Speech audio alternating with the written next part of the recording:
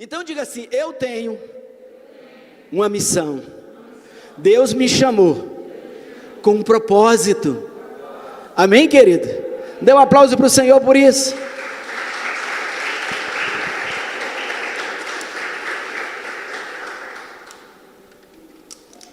Quando você serve a Deus, você é abençoado, querido. Você é abençoado. Você tem uma missão. Você tem um propósito. Jesus disse: não foi vós que me escolhestes, foi eu que escolhi vocês, e vos designei, para que vades, deis fruto, e o vosso fruto permaneça, a fim de que tudo o que pedis ao Pai em meu nome, Ele vos conceda. Nós temos um chamado. Independente de você ser pastor, de você ministrar na frente, você tem um chamado divino para servir ao Senhor. E o padrão de sucesso de Deus, e quando eu digo chamado, servir ao Senhor, querido, eu não estou falando só servir ao Senhor do ponto de vista de igreja, institucional, não. Servir o Senhor onde você estiver. Tem gente que a gente anda por aí, na faculdade tem um monte de crente, agente secreto, não sabe nem que ele é crente. Nas empresas tem um monte de crente, agente secreto, sabe nem se ele é crente. Por quê? Porque a luz dele não brilha. Isaías 60 diz: resplandece, mostra a tua luz. Deus nos chamou para brilhar. A nossa vida não importa mais. Cara, o cristianismo é algo totalmente do que se prega hoje. Totalmente, está muito diferente. Aquele que quiser ganhar a sua vida, perdê-la-á. E aquele que quiser ganhar, perde. Não ameis o mundo, nem as coisas que há no mundo, porque tudo que há no mundo, a concupiscência dos olhos, a concupiscência da carne, a soberba da vida, são coisas do mundo. Buscai as coisas lá do alto, onde o Cristo está sentado, e não as coisas daqui da terra. Nós temos um chamado, querido. Você tem que ser luz para o seu vizinho, tem que ser luz para o seu colega de trabalho. As pessoas precisam ver Cristo em nós. E esse é um grande mistério que foi revelado a Paulo. Cristo em nós, a esperança da glória. Para nós, sabe só o que interessa para nós? É saber que Ele está em nós. Isso já é tudo. Isso já é tudo. Amém? O capítulo 11 de Hebreus, ele fala sobre os heróis da fé. A vida cristã, querido, o cristianismo é uma confissão. Diga, o cristianismo é uma confissão. Até as igrejas, elas estabelecem a confissão da igreja. Você sabe, por exemplo, o credo católico, seja, quem foi católico rezou o credo, orou o credo. Você sabia que aquele credo não tem nada errado? Está tudo certo. Só tira aquela parte que diz assim: creio na igreja. Está perfeito. Não, na verdade, está certíssimo. O credo, você pode orar o credo católico, querido, porque está perfeito ali. Está perfeito.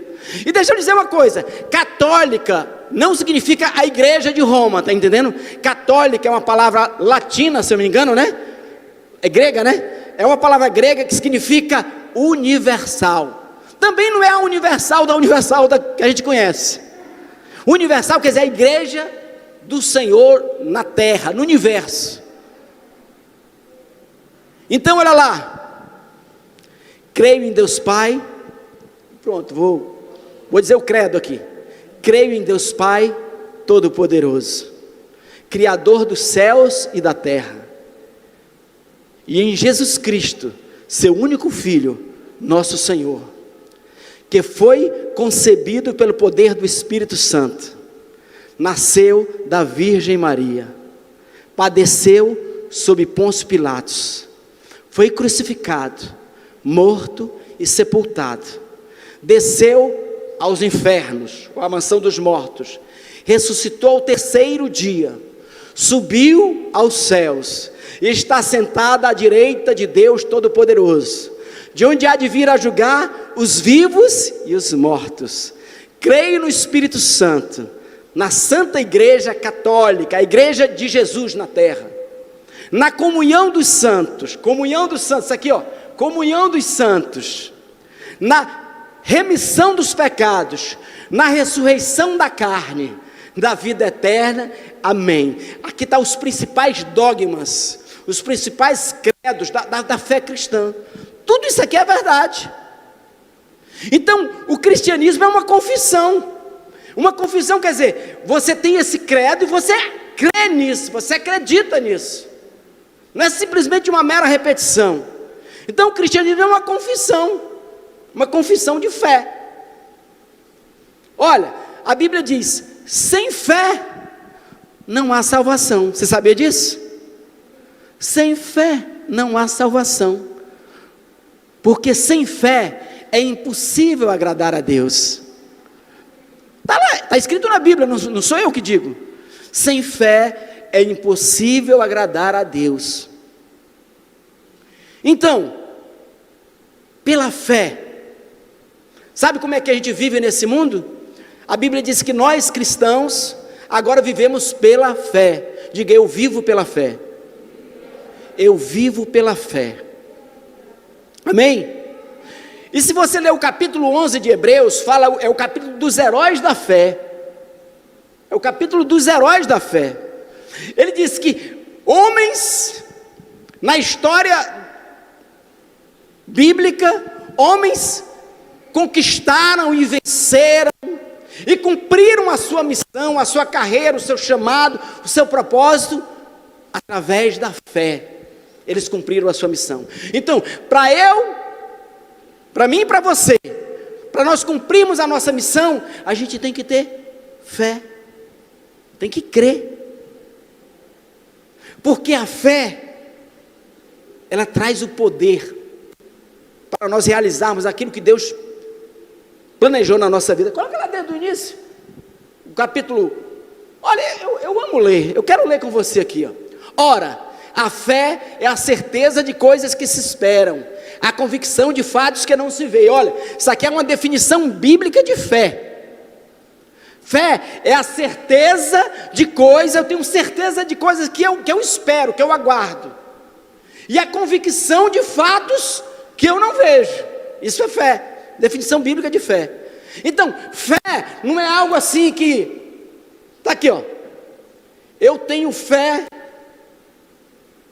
que isso aqui é um controle de ar-condicionado, não precisa de fé, já está aqui. A fé é para coisas que não se veem, a fé é para coisas que ainda não aparecem, a fé é para coisas que ainda não veio para a realidade física, mas a fé ela traz o que está no espiritual para o físico. A fé cria, a fé é a substância, amém? Vamos lá aqui. Pois pela fé os antigos obtiveram bom testemunho. Então olha, se os antigos tiveram bom testemunho pela fé, o nosso bom testemunho também vai ser pela fé. Você vai fazer coisas para Deus pela fé. Deus vai fazer grandes coisas na tua vida pela fé, amém? Pois pela fé, olha lá, pela fé entendemos que o universo foi formado pela palavra de Deus, de maneira que o visível veio a existir das coisas que não são visíveis. Olha, a fé é isso, ela traz aquilo que é invisível para o visível. A fé cria realidades. A fé é o dínamo do universo, que move o universo, que traz à existência as coisas que não existem.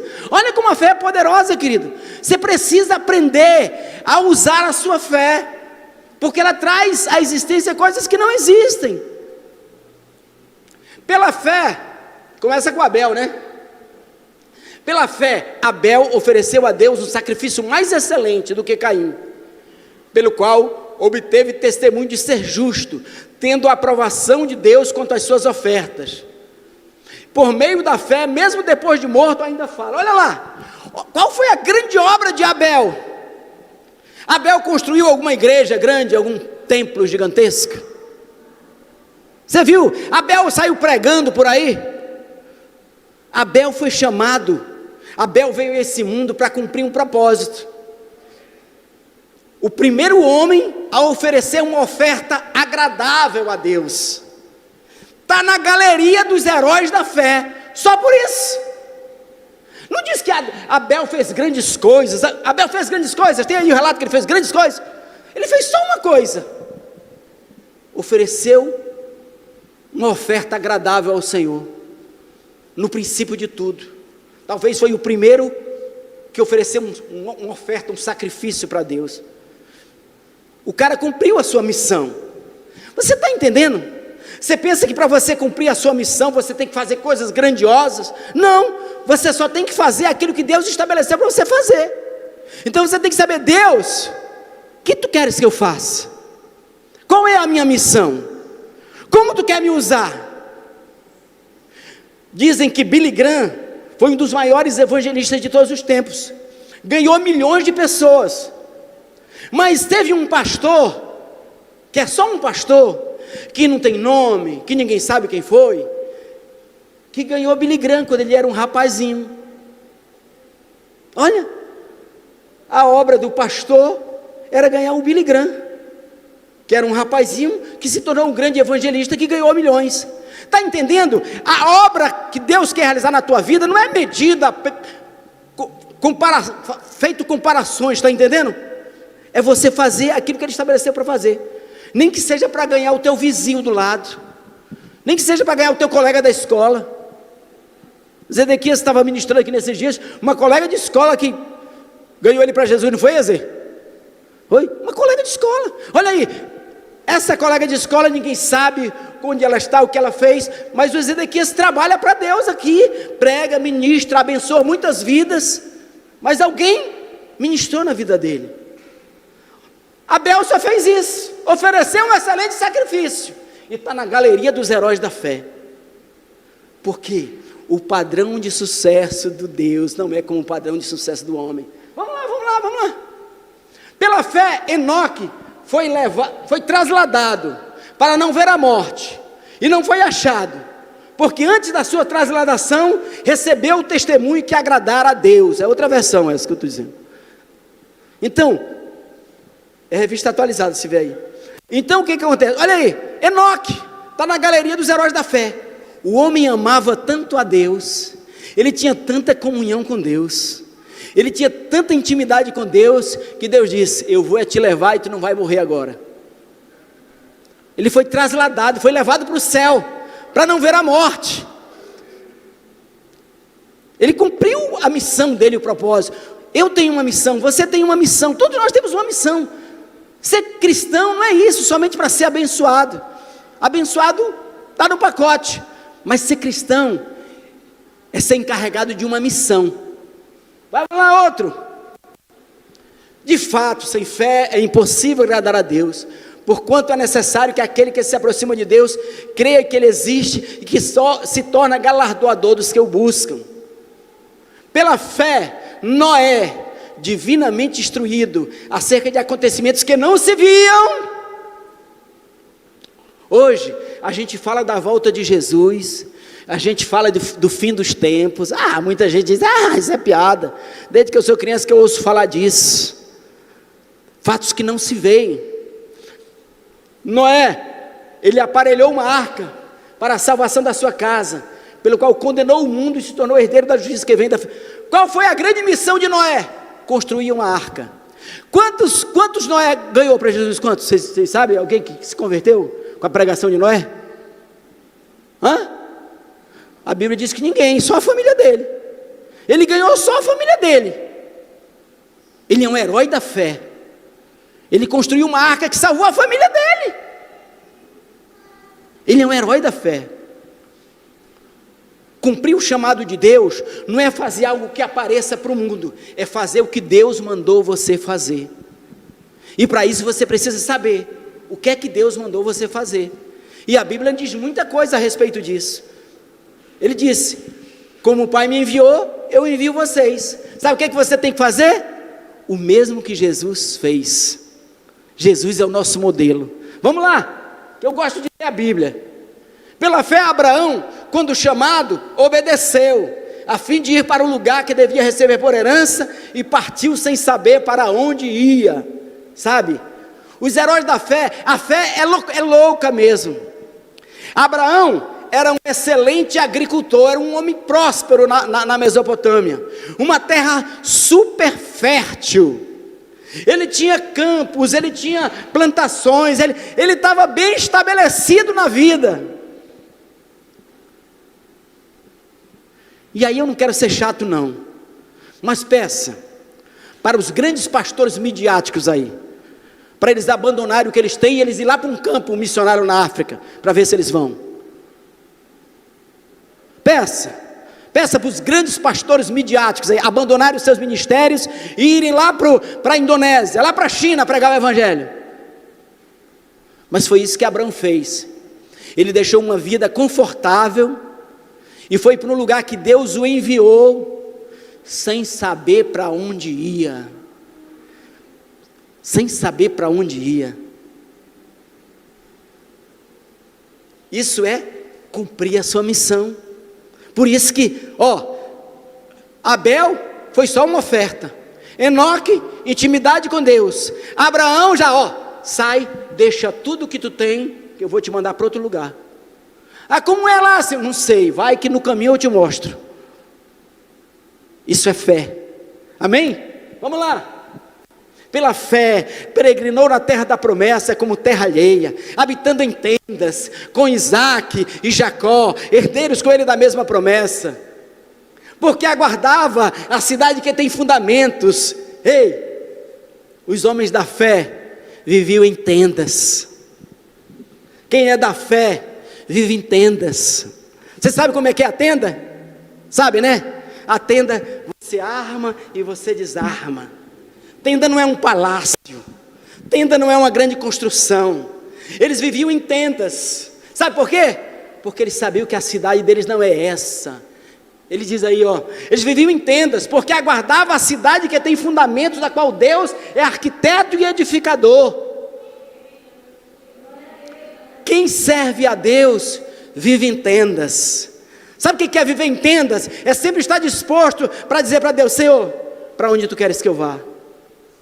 Quem constrói palácios dificilmente vai querer deixar o seu palácio, mas quem vive em tendas está aberto para o que Deus quer fazer, para o que Deus quer realizar, não está preso a nada. Às vezes, querido, a bênção se torna uma maldição. A bênção nos captura. Quase ela captura Abraão.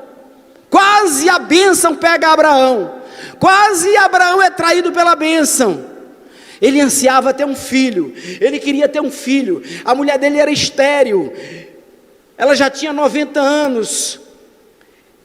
Não tinha filhos. Ele era um homem rico, próspero, mas não tinha para quem deixar. De repente Deus deu um filho para ele. E ele amava aquele filho, e ele cuidava daquele filho, e ele, tudo para aquele filho era tudo para ele. Epa, acendeu uma luzinha. A bênção pode estar conquistando Abraão. Quantos líderes já foram conquistados pela grandeza dos seus ministérios? Quantos? Quantos já foram conquistados pela bênção na igreja de Laodiceia? Quantos? Acendeu a luzinha. Deus disse: vou provar o Abraão, se eu ainda estou em primeiro lugar na vida dele, ou é a bênção que eu dei para ele, a bênção. E aí o que aconteceu?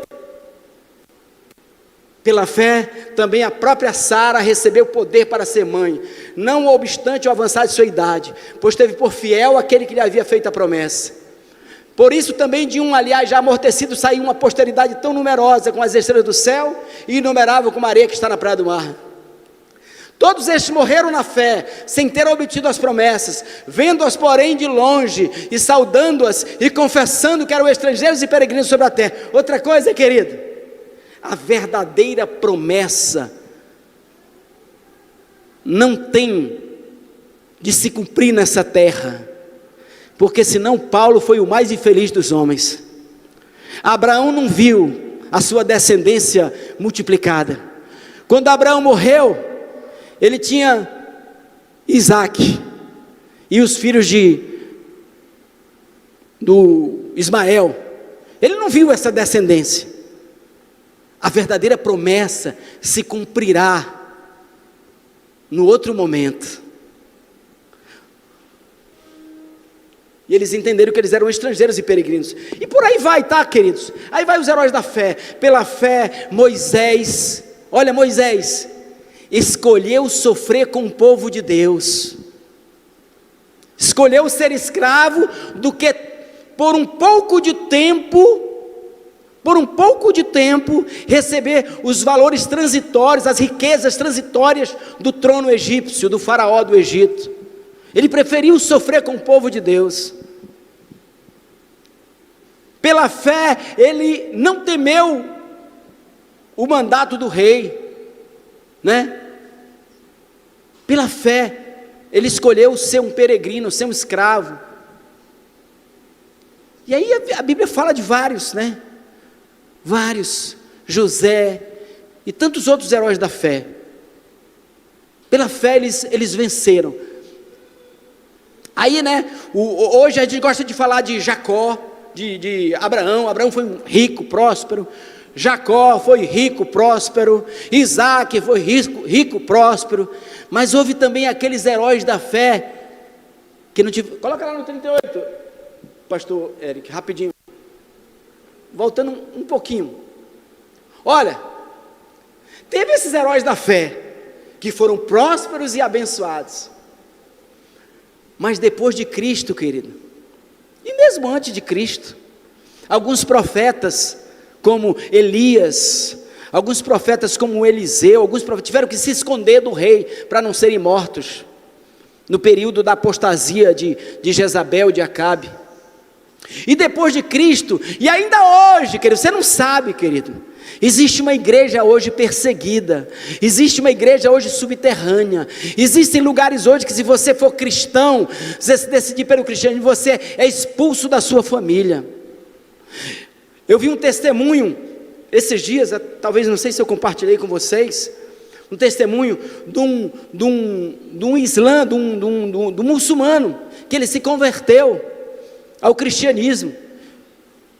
É lindo o testemunho. Em primeiro lugar, vocês receberam essa mensagem? Eu mandei um vídeo, eu acho. Vou nem reclamar mais. Sabe o que aconteceu? Ele era adolescente, eles torturaram uma pessoa. Torturaram e deixaram a pessoa lá como morto, caído no chão. Por ele ser cristão.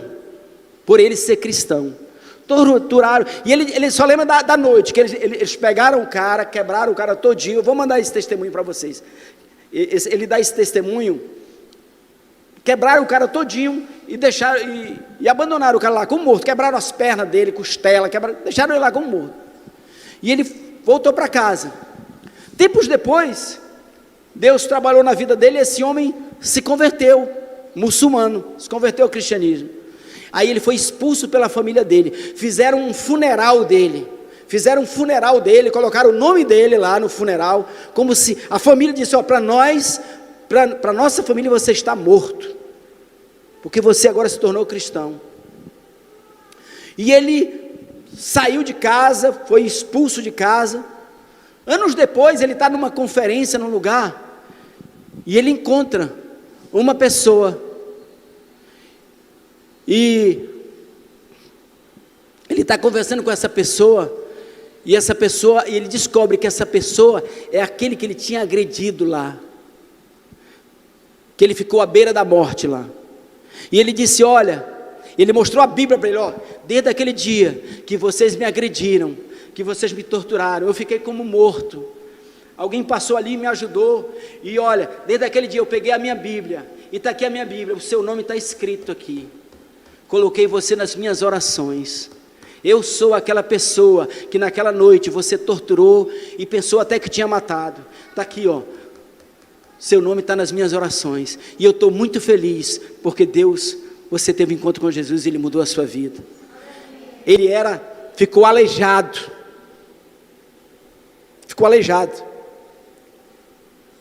então,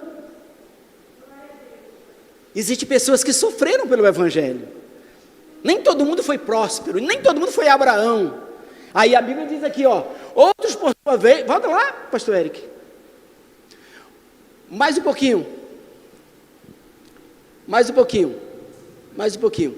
e que mais direi? Certamente me faltará tempo necessário para referir o que há a respeito de Gideão, de Baraque, de Sansão, de Jefté, de Davi, de Samuel e dos profetas, os quais por meio da fé venceram reinos, praticaram a justiça, obtiveram promessas, fecharam a boca de leões, extinguiram a violência do fogo, lembra lá Daniel, escaparam ao fio da espada, da fraqueza tiraram forças, fizeram-se poderosos em guerra, puseram em fuga exército de estrangeiros.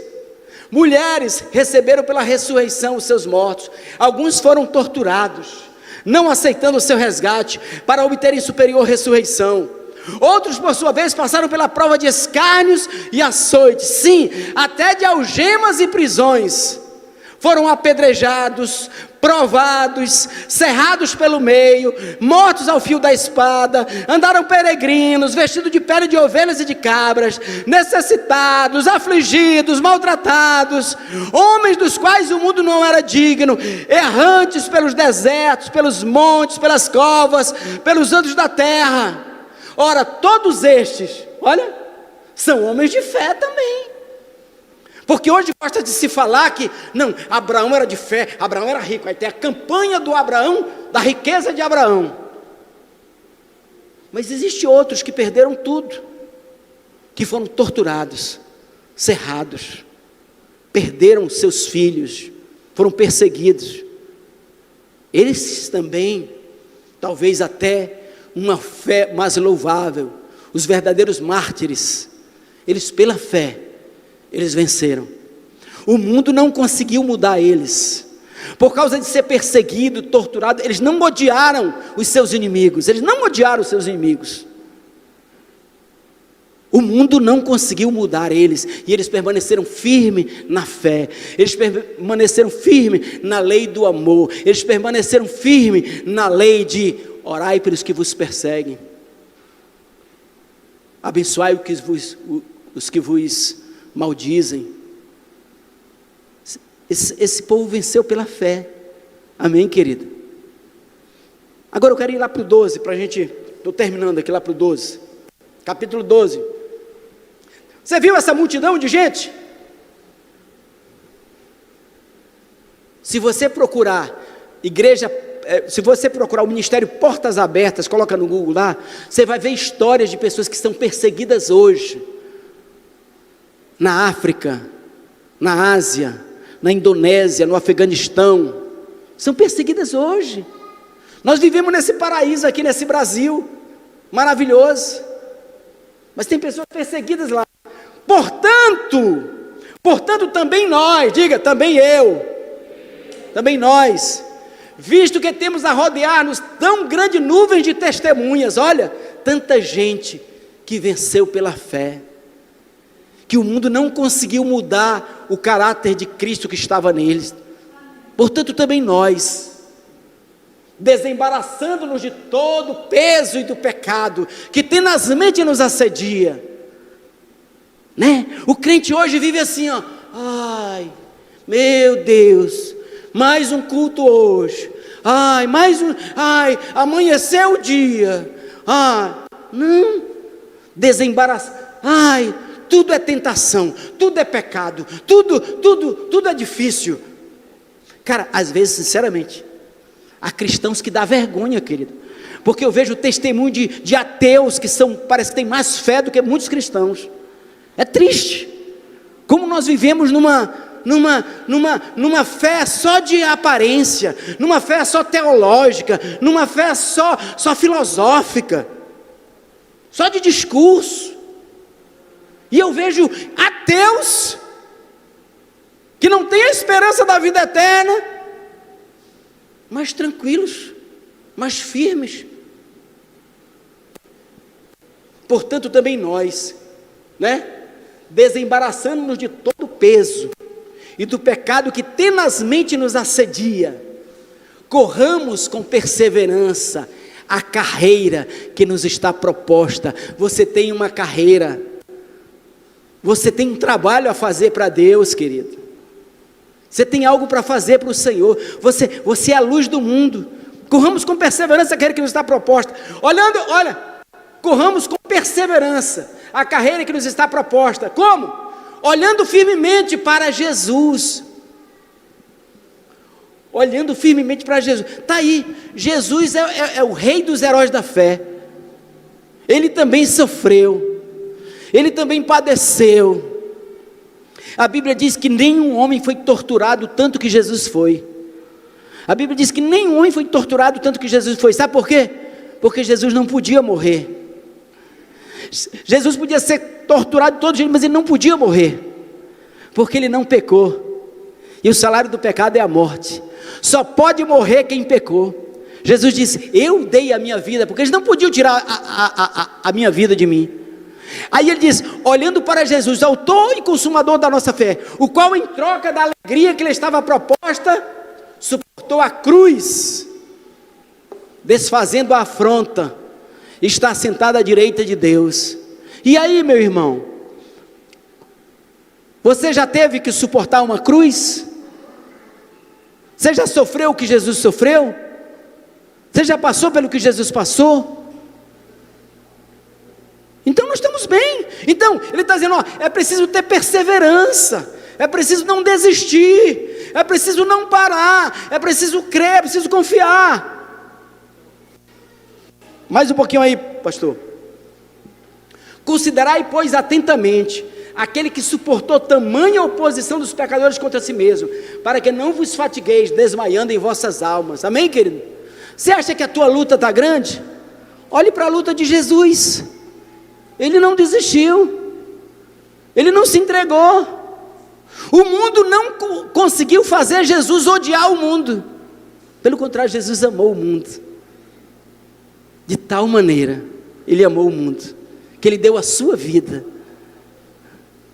A traição dos homens não mudou quem Jesus era. A traição de Judas não mudou Jesus. A maldade, olha, quantas pessoas pedindo a crucifixão dele, né? Crucificam, crucificam.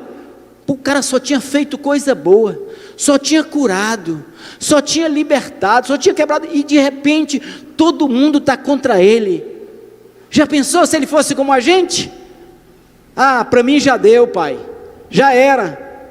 Não, ele suportou a cruz e permaneceu firme no propósito dele. Na vossa luta contra o pecado, ainda não tendes resistido até o sangue. E aí, você acha que está difícil ser cristão?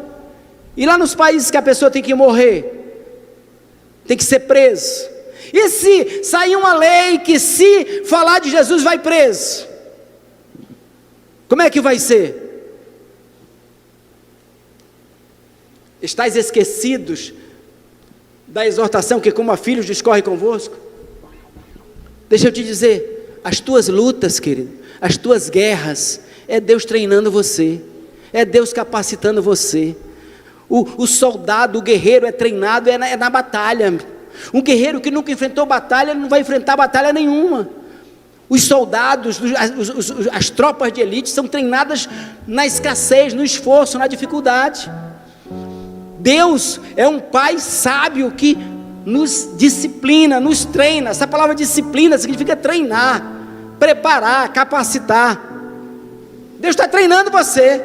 Olha, nesses dias eu digo assim, Deus, obrigado pelas dificuldades, obrigado pelas provações. O apóstolo Tiago diz, tendes por grande alegria quando passardes por várias provações, porque Ele está edificando a tua fé, Ele está fortalecendo o teu caráter, Ele está te dando uma identidade, Ele está te fazendo forte. Ninguém vai ser forte se não tiver passado pela luta.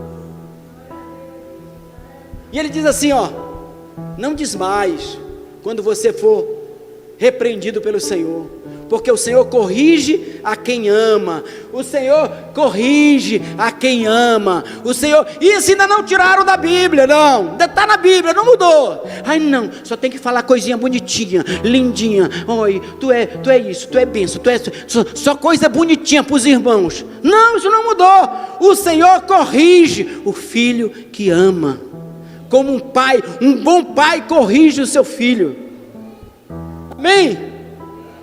É para disciplina que perseverais. Olha, é para treinamento. Ele está treinando vocês. Deus está tratando vocês como os filhos.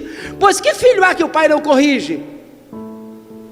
Mas se estáis sem correção, de quem todos se têm tornado participantes, logo sois bastardos e não os filhos. Se você não é corrigido, então você não é filho. Cara, esses textos parecem que não existem mais na Bíblia. É muito difícil você ouvir alguém pregar sobre isso. É muito difícil a gente ouvir alguém pregar sobre isso. Pode seguir, pastor. Além disso, tínhamos nossos pais, segundo a carne, que nos corrigiam e os respeitávamos. Não havemos de estar em muito maior submissão ao Pai espiritual para vivermos? Aí ele diz assim: pois ele nos corrigiu por pouco de tempo, segundo melhor lhes parecia. Deus, porém, nos disciplina para o aperfeiçoamento, está entendendo? Para você ser aperfeiçoado, a fim de sermos participantes da sua santidade. Toda disciplina, na hora, não parece uma coisa boa, pois que é meio triste, mas depois produz um fruto aos que nela são treinados, exercitados. Por isso, levantem as mãos descaídas e os joelhos trôpegos. Ei, te levanta, meu irmão, vem para a luta, vem para a guerra, não baixa a cabeça, não. Não adianta, o diabo, o nosso inimigo, ele não tem esse negócio de misericórdia com ele, não. Te levanta e luta, e diga como Paulo: posso todas as coisas naquele que me fortalece. Fica de pé em nome de Jesus. Mais um pouquinho aí. Faça, olha lá. Fica de pé. Façam caminhos retos para os seus pés. Meu irmão, se tu está no caminho errado, volta para Jesus enquanto é tempo. Está fazendo alguma coisa errada na tua vida, tem alguma treva na tua vida, levanta-te, volta para o caminho certo. Sai desse caminho que é caminho de morte. Amém? Aí façam caminhos retos. Façam caminhos retos para os seus pés, para que o manco não se desvie, mas seja curado. Segui a paz com todos e a santificação, sem a qual ninguém verá o Senhor.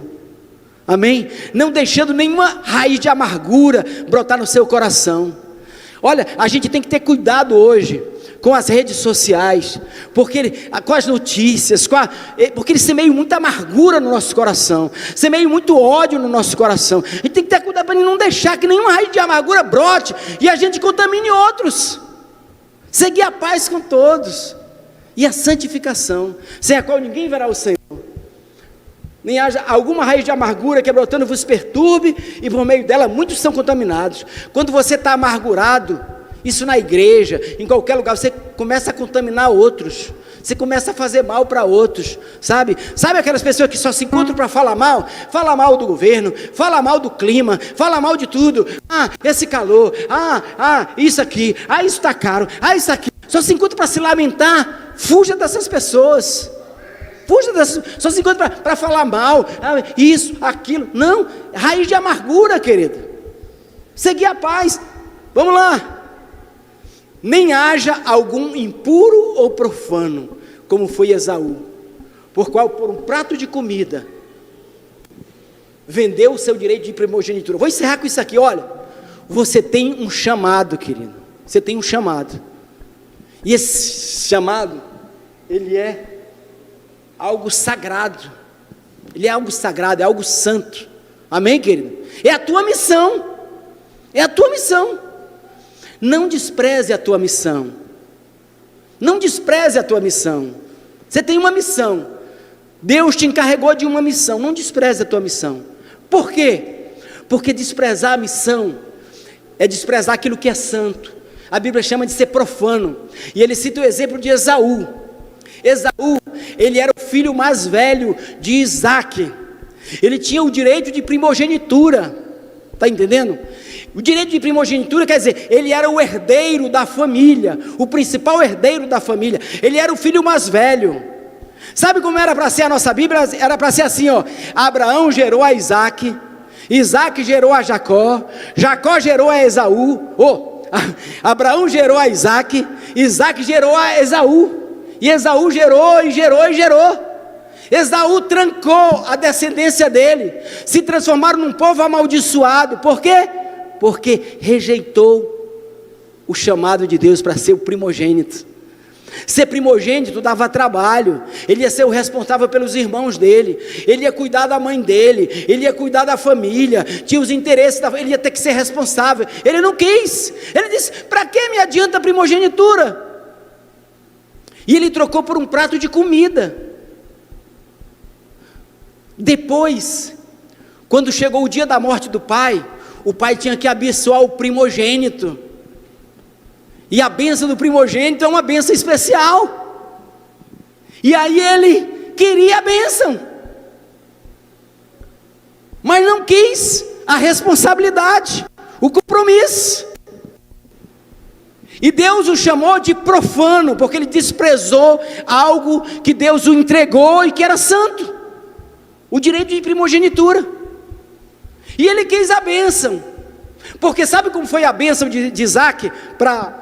Sabe como foi a bênção de Isaac para